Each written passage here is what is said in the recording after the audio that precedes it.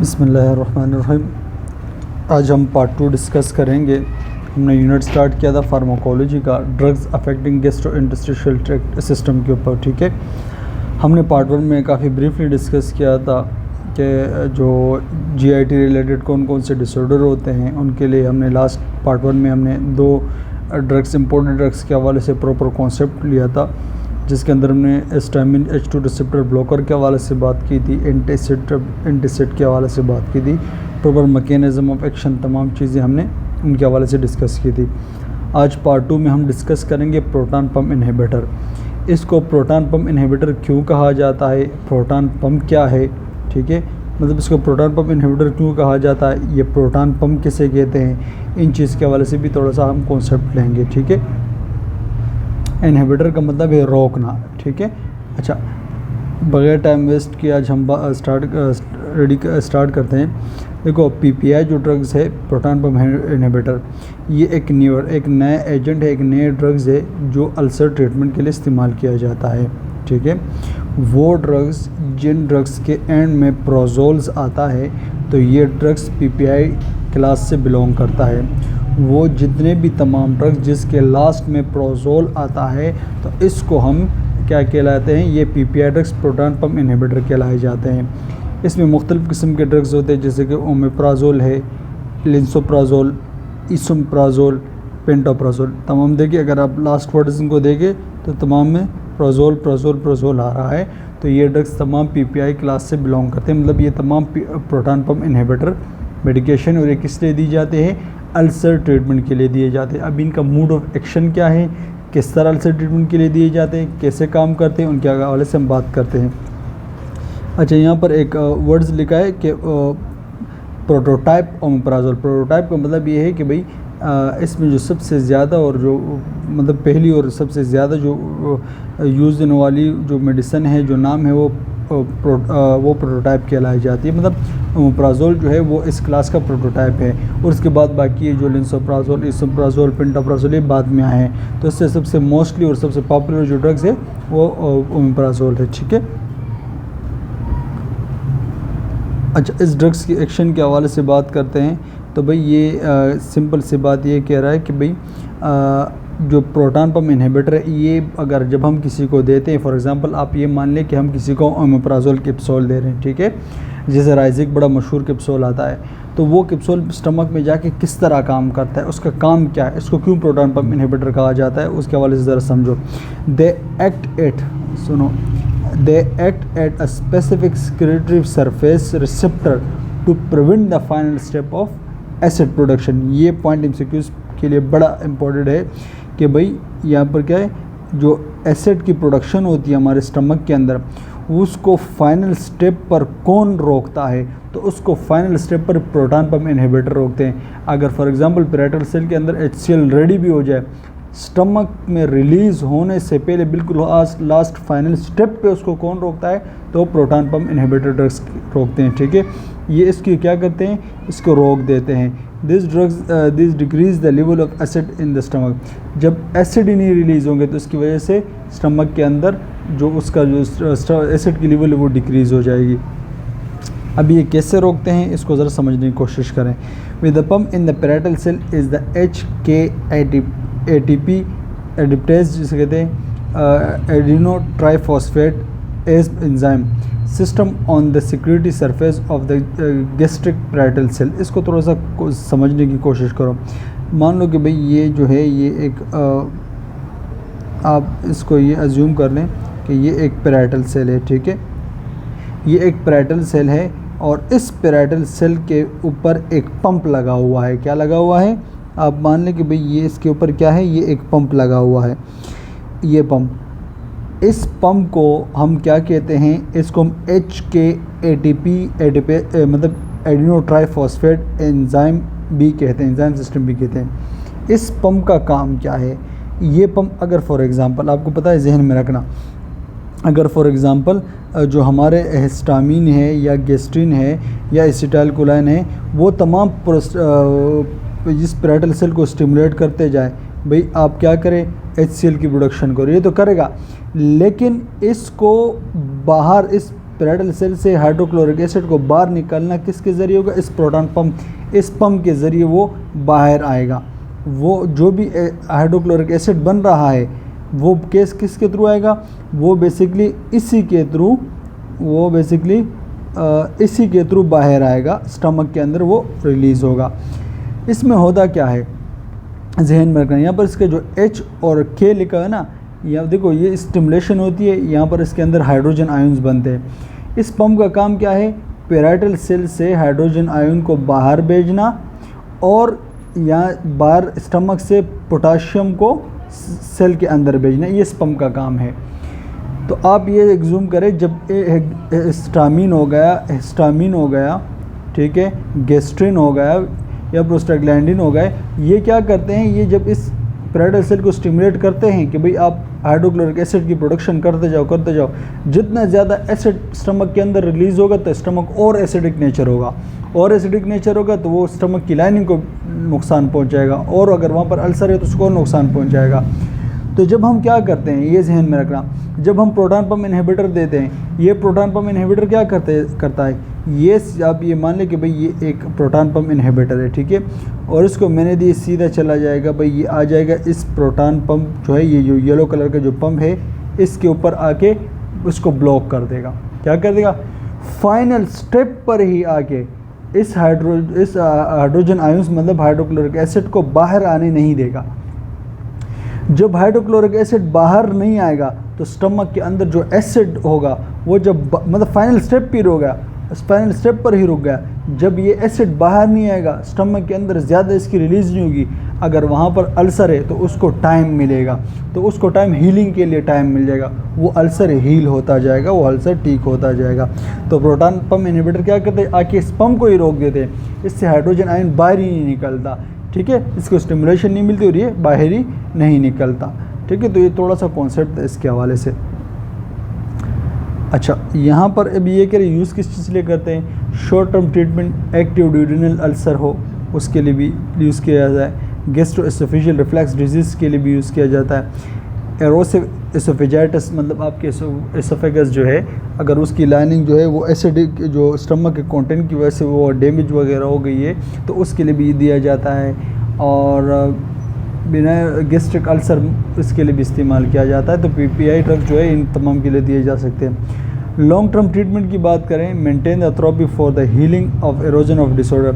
अगर for example किसी को गैस्ट्रिक अल्सर वगैरह है और लॉन्ग टर्म ट्रीटमेंट के लिए क्यों दिया जाता है, ये पहले देखा जाता है। अगर डॉक्टर एक दफ़ा देता है और वो उससे कवर नहीं हो रहा तो फिर डॉक्टर क्या करता है, थोड़े लंबे टाइम के लिए उसको दिया जाता है ताकि वो जो इसका अंदर स्टमक के अंदर कोई अगर गैस्ट्रिक अल्सर वगैरह हो, कोई डैमेज वगैरह हुआ हो, स्टमक की लाइनिंग ख़राब हुई हो, तो ताकि उसको प्रॉपर टाइम मिले और ये एसिड ज़्यादा रिलीज़ नहीं हो। जब एसिड ज़्यादा रिलीज़ नहीं होगा तो वो स्टमक की लाइनिंग को और ख़राब नहीं करेगा और डैमेज नहीं करेगा, तो उसकी वजह से जो भी गैस्ट्रिक अल्सर बना हुआ है उसको हीलिंग के लिए प्रॉपर टाइम मिल जाएगा और उसकी वजह से वो हील हो जाएगा और वो ठीक हो जाएगा, ठीक है।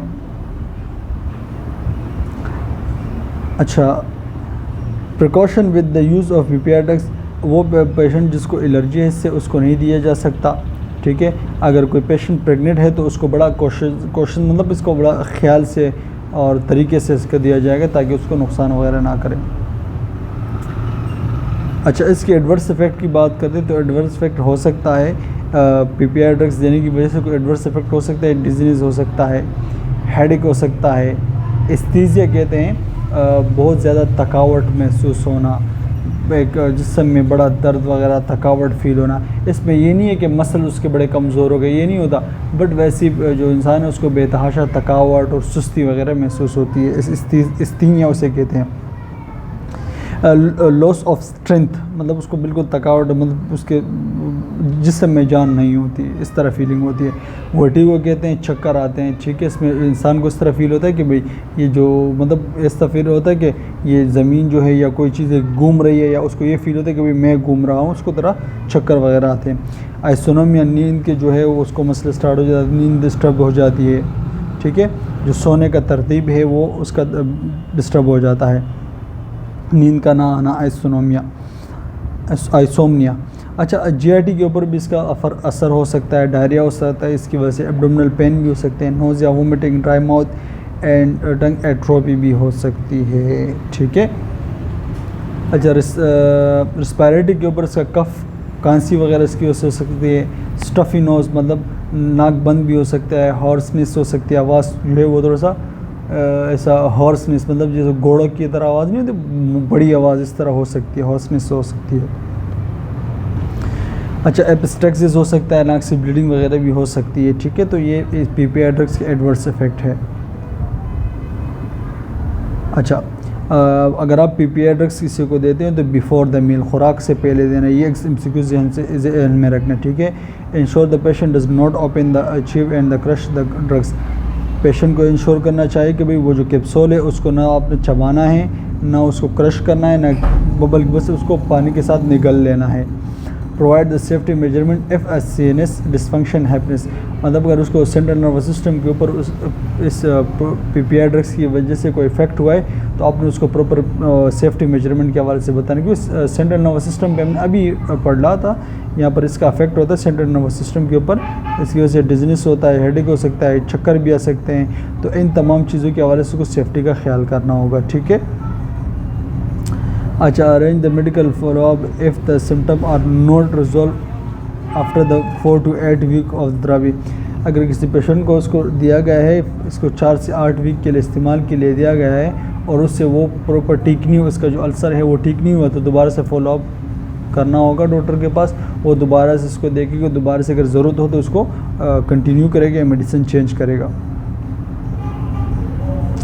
अच्छा, provide the health education teaching as the drugs, provide the health teaching as the drugs name, dosage and frequency, safety measurement to the handle common problems। Simple सी बात है कि भाई आपने जिस पेशेंट को PPI जो ड्रग्स इस्तेमाल दिए है डॉक्टर ने PPI ड्रग्स, तो वो आपने प्रॉपरली उसको बताना है कि भाई इस ड्रग्स का इस नाम पे लिखी हुई है, इसका नाम ये है, इतने डोज का लिखी है, मतलब 20 mg की लिखी है, 40 mg की लिखी है, 30 mg की लिखी है, कौन सी mg की लिखी है, कितने टाइम का आनी है, तमाम चीज़ें आपने उसको पेशेंट को इस चीज़ के हवाले से समझाना है। Monitor the patient response to the drugs and the effectiveness of the teaching plan and the measure to the employ. देखो सिंपल सी बात ये है, जो ड्रग्स आपने दी है, मतलब 4 वीक दी है, 8 वीक दी है, फिर आप उसकी इफ़ेक्टिवनेस देखो। भाई मैंने अगर किसी पेशेंट को इसको गैस्ट्रिक अल्सर के लिए दिए, क्या उसका गैस्ट्रिक अल्सर ठीक हुआ, क्या उसके साइन सिम्टम ठीक हुए, क्या उसकी अभी तबीयत कैसी है, तो इन चीज़ों को आपने मॉनिटर करना है कि इसका इफेक्ट हुआ, फ़ायदा हुआ या नहीं हुआ। अच्छा, evaluate the effectiveness of the drugs, same बात। Healing of the peptic ulcer, देखो कि भाई वो जो पेप्टिक अल्सर है वो उसका हील हुआ, ठीक हुआ यानी decrease the symptom of the ulcer, क्या वो अल्सर की वजह से जो सिम्टम है, मतलब उसको जो हार्ट बर्न हो रहा था, या उसको जो मतली आ रही थी, या उसको जो और जलन हो रहा था, पेन हो रहा था, तकलीफ़ हो रहा था, क्या उसके सिम्टम वगैरह कम हुए या नहीं, तो इन चीज़ों को आपने दवाई देने के बाद देखनी होती है। ठीक है। एक और ड्रग्स आता है जिसको म्यूकोसल प्रोटेक्टेंट कहा जाता है। ठीक है, हमारे स्टमक की जो लेयर होती है म्यूकोसा, ये उस लेयर को प्रोटेक्ट करता है, इसलिए उसको म्यूकोसल प्रोटेक्टेंट कहा जाता है। ये ड्रग्स भी किस लिए दी जाती है, इसके हवाले से हम बात करते हैं। ठीक है। अच्छा, इसमें जो है सेक्रल फैट आता है म्यूकोसल प्रोटेक्टिंग में। इस ड्रग्स का जो एक नाम है सेक्रल फैट, इस नाम से आता है, और जिसको हम कैरल फैट भी कहते हैं, या आइसिलपेन के नाम से भी आते हैं। ठीक है, तो ये जितने भी नाम लिखे हैं ये तमाम इस क्लास के ड्रग्स होते हैं। ठीक है, म्यूकोसल प्रोटेक्टिंग क्लास के ड्रग्स हैं। इन ड्रग्स का काम क्या है, this is given to protect the erodic ulcer and eroded ulcer in the site in the GIT from the further damage by the acid and digestive enzyme। देखो इसका काम क्या है, ये जाके मतलब आपके एसिड की प्रोडक्शन को कम नहीं करता, ये उसके ऊपर काम नहीं करता, बल्कि जहाँ पर एसिड होता है, जहाँ पर डैमेज होता है, फॉर एग्जांपल किसी का स्टमक का एक हिस्सा है वो डैमेज हुआ है, ठीक है, तो ये जाकर ये जब ये दवाई दी जाती है तो जाकर क्या करती है, ये उसके ऊपर उस ज़ख़म के ऊपर इस तरह चिपक जाती है, एक लेयर बना देती है, उसके ऊपर इस तरह चिपक जाती है। मिसाल के तौर पर जब पेंट किया जाता है ना, पेंट दीवार पर पेंट, और पेंट किस तरह उस दीवार को छुपा देता है, उसको प्रोटेक्ट कर देता है। फिर अगर हम उस पेंट के ऊपर पानी भी डालते हैं तो वो पानी उस दीवार तक अंदर नहीं पहुंचता, क्योंकि पहले ऊपर क्या मौजूद होता है, वो पेंट मौजूद होता है। इस तरह ये जो ड्रग्स है ये जाके उस ज़ख़म के ऊपर, वो डैमेज एरिया के ऊपर क्या करती है, अपने आप को उसके ऊपर पेल जाती है। जब इसके ऊपर पेल जाती है तो फिर वो जो एसिड होता है, वो डाइजेस्टिव एंजाइम होते हैं, वो इस जगह को फर्दर और डैमेज नहीं कर सकते और नुकसान नहीं पहुंचा सकते। तो इसकी वजह से इसको, इस हिस्से को एक टाइम मिल जाता है हील होने के लिए, ताकि वो जल्दी जल्दी हील हो जाए। हील होते हैं ठीक हो जाने को। यहाँ पर इसको ज़रा समझने की कोशिश करते हैं। इसके एक्शन का बताया गया है। सिक्रेलफेट जो मेडिकेशन, इसके एक्शन, मोड ऑफ एक्शन की बात हो रही है। Wait form an ulcer adherent complex duodenal ulcer site, by protecting the site against acid, pepsin and bile. These action prevent the further breakdown the protein in the area and promote the healing. वही इस बात जो मैंने आपको पहले वाली slide में समझाई, ये क्या कहते हैं, अल्सर एडहेरेंट कम्प्लेक्स करता है। उस अल्सर साइड पर क्या करता है, अपने आप को चिपका दे, एक लेयर बना देता है। इस क्यों लेयर बना देता है, चाहे अल्सर ड्यूडेनल अल्सर हो, चाहे कोई भी हो, ठीक है, वहाँ पर एक लेयर बना दे। जैसे वो लेयर बन जाती है ना, तो उसकी वजह से फिर वो जो नीचे वाला जो ज़ख़म है वो प्रोटेक्ट होता है। किस चीज़ से प्रोटेक्ट होता है, वो एसिड से, पेप्सिन से, बाइल से। तो ये इन चीज़ों से प्रोटेक्ट होगा तो फर्दर और डैमेज नहीं होगा, तो इसको प्रॉपर हील टाइम मिलेगा, अपने आप को सही करने के लिए, हील करने के लिए टाइम मिल जाएगा। इसकी वजह से वो ठीक होता है। एक और काम भी होता है, जब ये दवाई दी जाती है तो इसकी वजह से क्या होता है, प्रोटीन वगैरह और ब्रेक डाउन नहीं होते।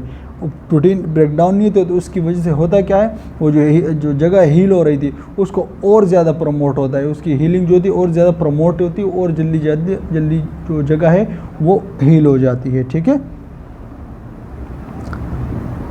अच्छा, हीलिंग कहते हैं ठीक होने को, ठीक है, वो जो सही हो रहा होता है। अच्छा, इसको सिक्रेलफेट की बात करें तो ये म्यूकोसल प्रोटेक्टिंग, इसकी अगर हम बात करें तो यूज़ कौन कौन से पेशेंट को देते हैं, किस तरह देते हैं, किस किस पेशेंट के लिए फ़ायदेमंद है, उसके हवाले से बात हो रही है। शॉर्ट टर्म और long term management of the duodenal ulcer, तो यहाँ पर जहन में रखना कि ड्यूडेनल अल्सर के हवाले से ये बड़ी इंपॉर्टेंट पॉइंट है कि ये ड्यूडेनल अल्सर के लिए दी जाती है म्यूकोसल। ठीक है, पीपीआई ड्रग्स की जब हमने बात की तो उनमें वो भी गैस्ट्रिक अल्सर के लिए मोस्टली इसको इस्तेमाल किया जा रहा था।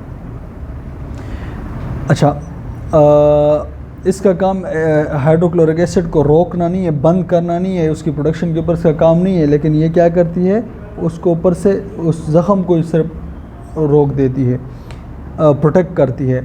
अच्छा, non steroid anti inflammatory drugs, non steroid anti inflammatory drugs, ज़्यादातर लोग जो पेनकिलर टेबलेट के खाते हैं ना, जैसे आइबुप्रोफेन हो गया, डाइक्लो हो गया, इस तरह इन मेडिकेशन की वजह से भी क्या हो जाता है, गैस्ट्राइटिस हो जाता है। तो इस पेशेंट को भी आप इसको दे सकते हो। ठीक है, prevent of the stress ulcer, बाजू का जो स्ट्रेस होता है ना, स्ट्रेस, उसकी वजह से भी अल्सर होते हैं, क्योंकि जो हमारे जो स्ट्रेस होते हैं हमारे जीआईटी के ऊपर बड़ा एक इम्पॉर्टेंट रोल प्ले करती है। इसकी वजह से हमारी जीआईटी जो है वो बड़ा डैमेज का शिकार हो सकती है। तो मुख्तलिफ़ चीज़ों के लिए दी जा सकती है। ठीक है, treatment of the oral and oesophageal ulcer due to the radiation, chemotherapy या स्क्लेरोथेरेपी। अगर एक पेशेंट जिसको रेडियोथेरेपी, केमोथेरेपी या स्क्लेरोथेरेपी किसी को ये चल रही है, रेडिएशन थेरेपी या मेडिसिन वगैरह चल रहा है सीए के पेशेंट को, तो उनकी वजह से उनके इफ़ेक्ट ये हो सकता है, ये इन रेडिएशन का, कीमोथेरेपी ड्रग्स का, इनका एक असर ये होता है, एडवर्स इफेक्ट ये होता है कि ये ओरल को या एसोफेगस को वहाँ पर अल्सर बना देते हैं। तो उन अल्सर को ठीक करने के लिए भी आप इसको सिक्रेलफेट को दे सकते हो। ठीक है, अच्छा, अब ये किन किन पेशेंट में नहीं दे सकते उसके हवाले से बात करते हैं। This agent should not to give to any person with the non allergy to the drugs. Simple सी बात है, इन पेशेंट को नहीं देना जिनके ऊपर एलर्जी है। अच्छा, and those patient with the renal failure and dialysis because of the built up of the aluminium may occur if use with the aluminium containing product. अच्छा, अगर फॉर एग्ज़ाम्पल ये बात ये है कि भाई इसको आपने नहीं देना, किन पेशेंट को नहीं देना, अगर कोई पेशेंट रीनल फेलियर का पेशेंट है, ठीक है, तो रीनल फेलियर के पेशेंट को या किसी किडनी डायलिसिस के पेशेंट को ये नहीं देना, क्योंकि फिर जब किडनी प्रॉपर काम नहीं करेगी वो इस प्रोडक्ट को एक्सक्रीट आउट नहीं कर सकेगी। जब इसको एक्सक्रीट आउट नहीं करेगी तो ये ब्लड के अंदर सर्कुलेट होगा, ब्लड के अंदर इसकी एक्यूमुलेशन हो जाएगी, तादाद ज़्यादा हो जाएगी, तो और नुकसान पहुंचाना शुरू कर देगा। इस वजह से जो किडनी रीनल फेलियर का पेशेंट है, डायलिसिस का पेशेंट है, तो इनको ये मेडिकेशन जो है ये नहीं दी जा सकती है, ठीक है। अच्छा, साइड इफ़ेक्ट की बात करें या एडवर्स इफ़ेक्ट की बात करते हैं, तो इसकी वजह से इस ड्रग्स म्यूकोसल प्रोटेक्टिंग ड्रग्स देने की वजह से कंस्टिपेशन भी हो सकता है, ओकेशनली डायरिया भी हो सकता है, नोज़े भी हो सकता है, इंडाइजेशन भी हो सकता है। इंडाइजेशन कहते हैं मतलब खुराक जब हज़म जो न जब खुराक हज़म नहीं होता ना, तो उसको इंडाइजेशन कहते हैं, वो डाइजेस्ट प्रॉपर नहीं होती, तो उनको इन पेशेंट को भी दिया जा सकता है। इसकी वजह से ये भी हो सकता है, ठीक है, प्रॉपर। क्योंकि यहाँ पर ज़रा समझने की कोशिश करो, जब हम खुराक खाते हैं और एसिड की प्रोडक्शन जब फॉर एग्ज़ाम्पल कम हो या वहाँ पर उसके ऊपर प्रॉपरली उसके ऊपर काम ना करे, तो उसकी वजह से एसिड को ये रोकता है ना, एसिड के हवाले से ये अगेंस्ट काम करता है, म्यूकोसल प्रोटेक्टिंग जो है एसिड के अगेंस्ट काम करता है ना, तो उसकी वजह से क्या होता है, इंडाइजेशन भी हो सकता है, ये इसका साइड इफ़ेक्ट हो सकता है, ठीक है। गैस्ट्रिक डिस्कम्फर्ट भी हो सकता है, एंड ड्राई माउथ एंड में आल्सो एक और हो सकता है, ठीक है। और इसका सीएनएस के ऊपर भी इफेक्ट हो सकता है, डिजीनेस, ड्राउनेस, वर्टिगो, और उसके बाद रशेज़ एंड बैक पेन भी हो सकता है, ठीक है। स्किन पर रशेज़ भी आ सकते हैं और बैक पेन भी हो सकता है, लेकिन ये बहुत कम तर होते हैं। जब म्यूकोसल प्रोटेक्टिंग की बात करें, if use with aluminium salt, high risk of accumulation of the aluminium and toxicity. देखो, अगर आप इसको अल्मोनियम साल्ट के साथ लेते हो, ठीक है, अल्मोनियम के साथ लेते हो, तो इसकी वजह से क्या होता है, हाई रिस्क एक्यूमुलेशन अल्मोनियम, तो इनकी वजह से जो अल्मोनियम है वो बहुत ज़्यादा की तादाद में रुक सकता है हमारी बॉडी के अंदर, उसकी वजह से टॉक्सिसिटी भी काज हो सकती है, ठीक है। अच्छा, थोड़ा सा आसान अल्फाज में मैं आपको समझा सकूं कि जो म्यूकोसल जो प्रोटेक्टिंग है, ठीक है, अगर हम म्यूकोसल प्रोटेक्टिंग को किसी अल्मोनियम जो एंटीसिड है उनके साथ देंगे, अगर हम किसी भी पेशेंट को इसको अल्मोनियम एंटीसिड के साथ देंगे, ठीक है, अल्मोनियम साल्ट जो है वो भी एक एंटीसिड है ना, जो हमने पढ़ा था पार्ट 1 में कि एसिड की प्रोडक्शन को रोकने के लिए जो दिया जाता है, ठीक है। तो अगर हम फॉर एग्जांपल दोनों ड्रग्स, ये म्यूकोसल प्रोटेक्टिंग भी दे रहे हैं और अल्मोनियम साल्ट भी दे रहे हैं, तो इसकी वजह से क्या होगा, तो हमारी बॉडी के अंदर क्या होगा, अल्मोनियम की जो तादाद है वो एक्यूमुलेशन बढ़ जाएगा, बहुत ज़्यादा की तादाद में हो जाएगा। दोनों ड्रग्स को अगर एक साथ देंगे तो उसकी वजह से अल्मोनियम टॉक्सिसिटी हो सकती है, ठीक है। अगर फॉर एग्जांपल किसी पेशेंट को अल्मोनियम टॉक्सिसिटी होती है तो उसको थोड़े से साइन सिम्टम इस तरह वीकनेस होगी, कन्फ्यूजन होगा, मेमोरी प्रॉब्लम्स होगी, बोन पेन हो सकता है, कभी कभी ब्रेन में प्रॉब्लम इस तरह हो सकता है, मतलब उसको ब्रेन में इंसेफेलोपैथी वगैरह इस तरह हो सकती है, ठीक है। तो थोड़ा सा अल्मोनियम टॉक्सिसिटी की तरह सिम्टम है। इफ़ यूज़ विद द फिनाटोइन, अगर ये अभी ड्रग्स इंट्रक्शन की बात हो रही है, अगर इस ड्रग्स को हम इस अल्मोनियम के साथ देंगे तो ये कहानी होगी, और अगर हम इसको इस फिनाटोइन ड्रग्स के साथ देंगे तो उस फिनाटोइन के साथ या फ्लोरोक्विनोलोन्स के साथ, जैसे सिप्रोफ्लॉक्सिन या पेनिसिलिन के साथ देंगे, तो decrease the level of these drugs when taken with the sucralfate. अगर फॉर एग्जांपल इसको समझो, अगर ये जो सिक्रेलफेट है मतलब म्यूकोसल प्रोटेक्टिंग है, अगर हम इसको या इस ड्रग्स के साथ दें या इसके साथ दें या इसके साथ दें, तो ये क्या करेगी, ये सिक्रेलफेट क्या करेगी, इन तीनों ड्रग्स की जो एब्जॉर्प्शन है, जितना बॉडी के अंदर इसकी एब्जॉर्ब होनी चाहिए, तो इसके एब्जॉर्प्शन को रोक देगा प्रॉपर, फिर ये अपने इसका जो इफ़ेक्ट है वो रुक जाएगा, इसके decrease level of this drugs, इनका जितना काम है वो डिक्रीज़ होगा, क्योंकि सिक्रेलफेट इनको प्रॉपरली इनको डिज़ोल्व होने, प्रॉपरली इनको एब्जॉर्ब होने नहीं देगा, तो इन चीज़ों के साथ ये नहीं देना चाहिए, ठीक है।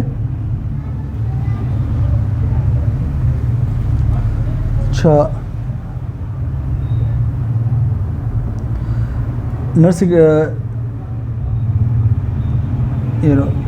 नर्सिंग एडमिनिस्ट्रेटर की बात करें, मतलब फॉर एग्जांपल जब आप किसी पेशेंट को ड्रग्स एडमिनिस्ट्रेट करते हो, ड्रग्स देते हो, खुराक देते हो, तो वो किस तरह, फॉर एग्जांपल ये म्यूकोसल प्रोटेक्टिंग है, इसको किस तरह आप दोगे, तो 1 empty stomach 1 hour before meals या 2 hour after the meals at bed time.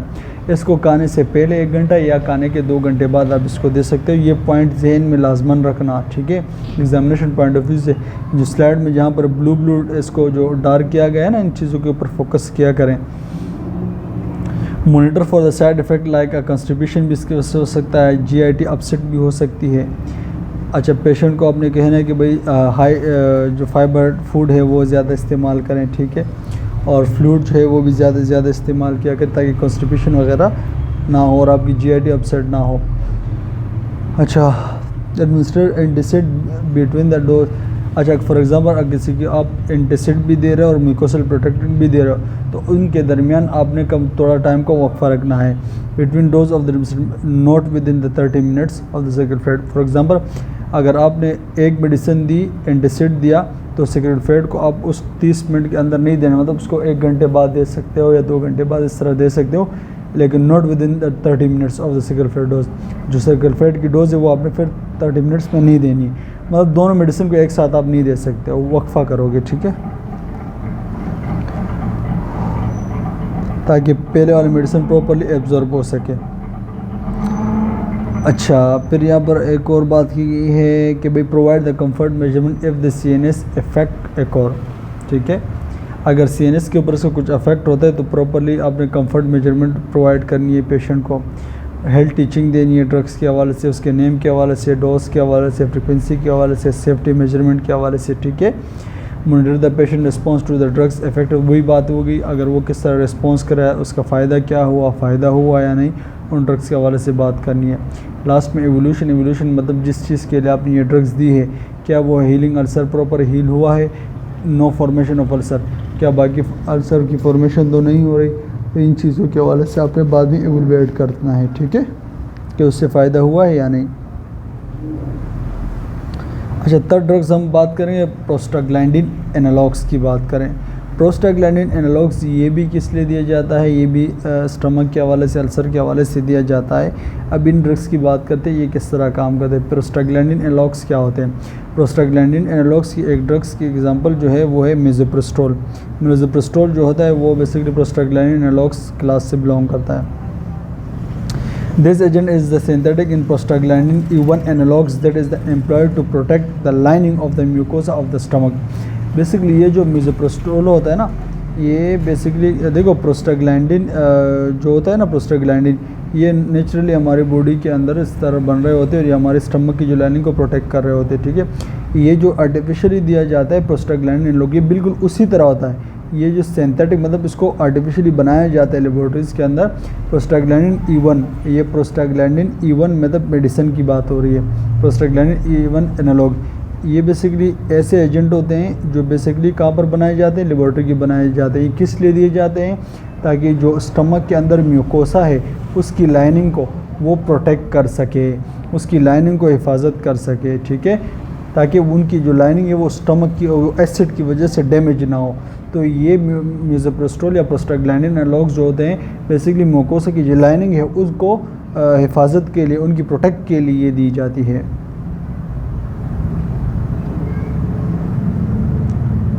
अच्छा, being with the prostaglandin analogue it is the inhibit the gastric acid secretion to the same degree. इसका काम ये मतलब उस लेवल बाकी जो ड्रग्स है जिस लेवल के ऊपर मतलब H2 रिसेप्टर ब्लॉकर की हमने बात की, एंटासिड की बात करी, जिस तरह वो H2 रिसेप्टर को प्रोटॉन पंप इनहिबिटर ड्रग्स की बात की, जिस तरह वो हाइड्रोक्लोरिक एसिड को रोक रहे थे, स्टमक के आने से अंदर सिक्रेट होने से रोक रहे थे, ये उस तरह तो नहीं रोक सकता, मतलब थोड़ा सा मतलब थोड़ा सम डिग्री तक थोड़ा सा इनको रोकता है, कोशिश करता है ताकि वो कम रिलीज़ हो, लेकिन बाकी ड्रग्स की तरह ये उनको काम नहीं करता। इसका काम क्या है इस ड्रग्स का? ये increase the mucus production in the stomach lining. हमारी जो स्टमक होती है ना, उसके अंदर जो म्यूकोसल ग्लैंड होते हैं उनको स्टिमुलेट कर देता है कि वो ज़्यादा से ज़्यादा म्यूकस की प्रोडक्शन कर सके और ये म्यूकस जो है वो स्टमक की लाइनिंग के ऊपर इस तरह फैल जाए ताकि स्टमक को एसिड से प्रोटेक्ट करे। क्योंकि जो स्टमक की जो लाइनिंग को प्रोडक्शन किसकी वजह से होती है? वो बेसिकली इस म्यूकस की वजह से प्रोडक्शन होती है। म्यूकस बेसिकली उसके ऊपर एज अ पेंट के तौर पर काम करता है ताकि उनको सॉफ्ट रखे और एसिड से प्रोडक्ट कर सके। तो प्रोस्टाग्लैंडिन इनका मेन सबसे काम क्या है कि म्यूकस की प्रोडक्शन को बढ़ा देता है, इंक्रीज़ कर देता है, ताकि स्टमक की लाइनिंग जो है वो प्रोटेक्ट रह सके। अच्छा, यहाँ पर ये बात हो रही है कि भाई ये जो मतलब फॉर एग्ज़ाम्पल अगर कोई पेशेंट जो है वो एनसेड यूज़ कर रहा है, non steroid anti inflammatory drugs use कर रहा है जैसे ब्रोफेन, डाइक्लो, उनकी वजह से गैस्ट्रिक अल्सर हो सकता है, तो उनके लिए भी ये दिया जाता है। प्रोस्टाग्लैंडिन आप दे सकते हो डुओडेनल अल्सर के लिए। अनरिस्पॉन्सिव टू H2 एंटागोनिस्ट, ये H2 एंटागोनिस्ट जैसे हमने H2 रिसेप्टर ब्लॉकर की बात की उस तरह तो काम नहीं करता, लेकिन जिस तरह H2 receptor antagonist duodenal ulcer पे बेहतरीन काम करता है उस तरह तो काम नहीं करता, लेकिन फिर भी अपनी कोशिश करता है ताकि वो काम कर सके। ठीक है। अच्छा, यहाँ पर एमसीक्यूज़ पॉइंट ऑफ व्यू से बड़ा इंपॉर्टेंट पॉइंट है, आप प्रोस्टाग्लैंडिन एनालॉग्स की मिज़ोप्रोस्टोल की बात करते हैं, तो मिज़ोप्रोस्टोल जो होता है वो आप प्रेग्नेंट वुमेन को नहीं दे सकते हो, प्रेगनेंसी के दौरान नहीं दे सकते हो। क्यों? क्योंकि ये क्या कर सकता है, एबॉर्शन काज कर सकता है, क्योंकि ये जब दिया जाता है ये क्या कहते हैं, यूट्रस को कॉन्ट्रैक्ट करता है। जब यूट्रस कॉन्ट्रैक्शन करेगा तो उसकी वजह से जो प्रेगनेंसी है वो ज़ाया हो सकती है। ठीक है। तो जो प्रोस्टाग्लैंडिन एनालॉग्स है, जैसे मिज़ोप्रोस्टोल की बात हो रही है, तो आपने प्रेग्नेंट वुमेन को कतन नहीं देना, क्योंकि ये क्या करेगा, एबॉर्शन काज करेगा। कैसे काज करेगा, वो यूट्रस के ऊपर इसका एक्ट करेगा और यूट्रस को कॉन्ट्रैक्ट करेगा। ठीक है। Women should be advised to have the negative pregnancy test within 2 weeks of beginning therapy, and they should begin the drugs on the second or third day of the next menstrual cycle। देखो, अगर for example फिर भी आपने किसी को मिज़ोप्रोस्टोल लिखना है तो सबसे पहले आपने उस पेशेंट से कंफर्म करना होगा कि भाई कोई 1-2 वीक से आपको तो कोई प्रेगनेंसी तो नहीं है, फिर आपने जाके देना है। या फिर अच्छी बात यह है, अगर किसी पेशेंट को जो मेंस्ट्रुअल साइकिल है वो स्टार्ट हो तो उसके दूसरे या तीसरे दिन बाद आपने इसको ये मिज़ोप्रोस्टोल अगर ज़रूरत हो तो दे सकते हो। ठीक है। क्योंकि जब मेंस्ट्रुअल साइकिल स्टार्ट हो जाती है तो इससे आइडिया हो जाता है, अंदाज़ा हो जाता है कि भाई प्रेगनेंसी नहीं है, क्योंकि अगर प्रेगनेंसी होगी तो मेंस्ट्रुअल साइकिल ब्लॉक हो जाएगा, वो नहीं होता। ठीक है। अच्छा, they should be instruct in the use of the contraceptive during the therapy. अच्छा, आप मतलब फॉर एग्ज़ाम्पल अगर फॉर एग्ज़ाम्पल किसी फीमेल को ये दिया भी जा रहा हो, ठीक है, कि भाई उसको प्रोस्टाग्लैंडिन एनालॉग्स की ज़रूरत हो और वो दी जा रही हो, तो उस पेशेंट को आप कहें कि भाई आप कॉन्ट्रासेप्टिव का यूज़ किया करें ताकि वो प्रेगनेंसी गेन ना हो, वरना फिर एबॉर्शन ही होगा। अच्छा, प्रोस्टाग्लैंडिन एनालॉग्स के ड्रग्स की बात करें, इसका मतलब एडवर्स इफेक्ट की बात हो रही है कि इसकी वजह से भी सेम चीज़ें हैं, नोज़िया, डायरिया हो सकता है, एब्डोमिनल पेन, वोमिटिंग, डिस्पेप्सिया। ठीक है। और इसकी वजह से मतलब जेनिटो यूरिनरी ट्रैक्ट पर इसका इफेक्ट हो सकता है, मिसकैरेज हो सकता है, excessive uterine cramps and bleeding. ठीक है। Spotting and hypermenorrhea and menstrual disorder, ये मैंने आपको पहले बता दिया, क्योंकि जब आप दोगे तो इसकी वजह से यूट्रस कंट्रैक्ट होगा, तो कंट्रक्शन होगा तो उसकी कंट्रक्शन की वजह से तो उसको ये सारी कंडीशन हो सकती है। अगर वो प्रेग्नेंट है तो मिसकैरेज भी हो सकता है, यूट्राइन ज़्यादा क्रम्प होगा, ब्लीडिंग भी होगी, तो ये तमाम चीज़ें इसकी वजह से हो सकती है। ठीक है।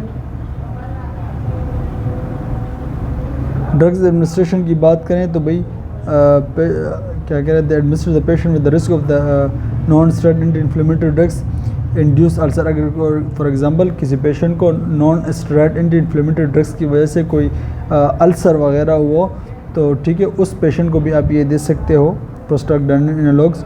ठीक है। इसका तरीक़ाकार क्या होगा, एडमिनिस्टर 4 टाइम्स डेली, दिन में 4 टाइम आपने इसको देना है, खुराक के साथ इसको देना है, और बेड टाइम भी इसको इस्तेमाल कर सकते हैं। ऑब्टेन द प्रेगनेंसी टेस्ट आप लोगों ने पहले करना है, 2 वीक्स की एग्जामिनेशन पॉइंट ऑफ व्यू से जहन में लाजमन रखना है कौन सी मेडिकेशन है जो जिसकी वजह से एबॉर्शन हो सकता है, ये सारी चीज़ें हो सकती है। अच्छा, being a therapy with the second third trimester, वही बात है जो मैंने आपको पहले बता दिया। ठीक है, कि सेकंड या थर्ड डे जो है मेंस्ट्रुअल पीरियड के थर्ड डे से आप इसको शुरू कर सकते हो वुमेन को, अगर उसको ज़रूरत हो, अगर वो प्रेग्नेंट ना हो। ठीक है। अच्छा, provide the patient with the both written and oral information regarding the usage with the risk in pregnancy. Patient का हवाले से पेशेंट को आपने ओरली भी या रिटन भी समझा देना है कि भाई इस ड्रग्स की वजह से ये सिम्टम हो सकते हैं। Provide the health teaching as a drug, same बात है, ड्रग्स का नेम बताना, उसकी डोज, फ्रिक्वेंसी, सेफ्टी मेजरमेंट, तमाम चीज़ों के हवाले से आपने पेशेंट को समझाना है। उनको मॉनिटर भी करना है कि उसका इफ़ेक्ट उसके ऊपर उससे फ़ायदा हुआ है या नहीं। ठीक है, यहाँ तक हमारा पार्ट 2 कंप्लीट हो गया। पार्ट 3 में हम एग्जेक्टिव और इस यूनिट को कंप्लीट करेंगे इंशाल्लाह पार्ट 3 के अंदर। ठीक है, best of luck, thank you, अल्लाह हाफिज़।